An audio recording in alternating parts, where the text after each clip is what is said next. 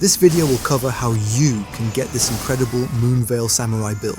This build has got style and can absolutely destroy bosses. This video will also cover any spells, talismans, and armor sets and tips and tricks to squeeze out the absolute maximum potential of this build. And at the end of this video, you'll have one of the strongest builds in the entire game, reminiscent of the Moonveil builds when the game first came out. So the Moonveil has always been a great early to mid-game weapon, mainly because it's strong and it's relatively easy to actually get the weapon.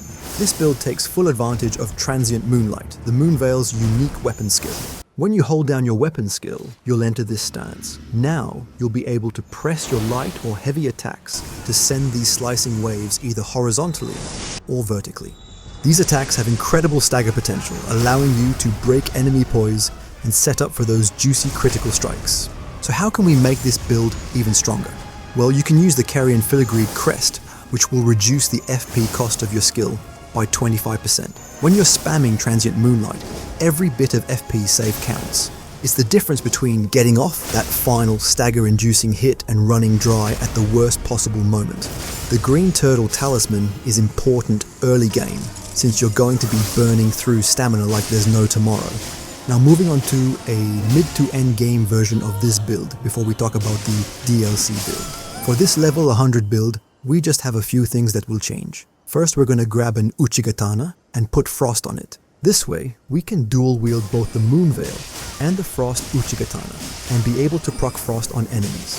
This is great for a mid-game build, since some bosses or enemies would be resistant to magic damage, like Renala for example, so being able to proc Frost is useful. When Frost procs, it not only deals a chunk of damage, but also reduces the enemy's stamina recovery and damage absorption by 20% for 30 seconds.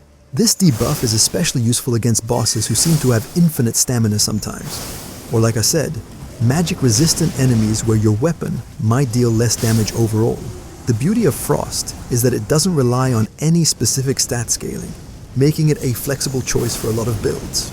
Additionally, the Moonveil don't really benefit from being two-handed. It doesn't really get that 1.5 times scaling on strength, so having two swords instead of one will mean you'll be able to proc bleed, frost, and deal damage twice as fast. Also grab the Magic Scorpion Charm. It will increase any magic damage you deal by 12%, which is great for buffing Transient Moonlight's damage.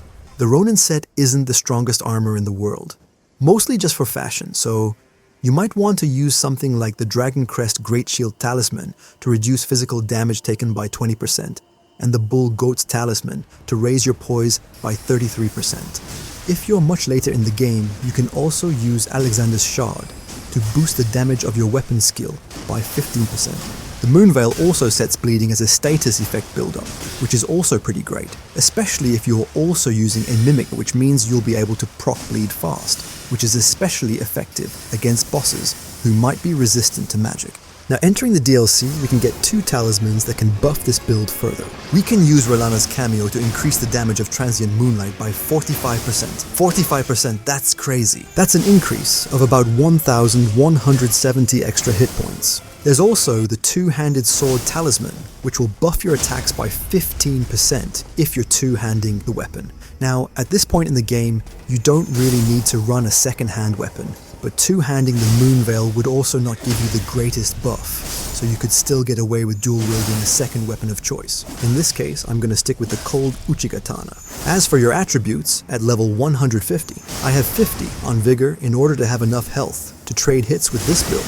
I find that going into the Moonveil stance for 1 second to get the talisman buff also means quite often I'll get hit back. I have 40 mind in order to be able to spam Transient Moonlight. The idea is that you don't really need to chug an FP flask mid-fight, but rather have all your flasks be health flasks. Of course, this is a lot, and if you feel like allocating points elsewhere for some reason, I'd recommend taking it out of your mind points. I have my endurance at 25. This Moonveil build is not a stamina drainer, so you could get away with this. Strength and dexterity are at the minimum requirements for this weapon.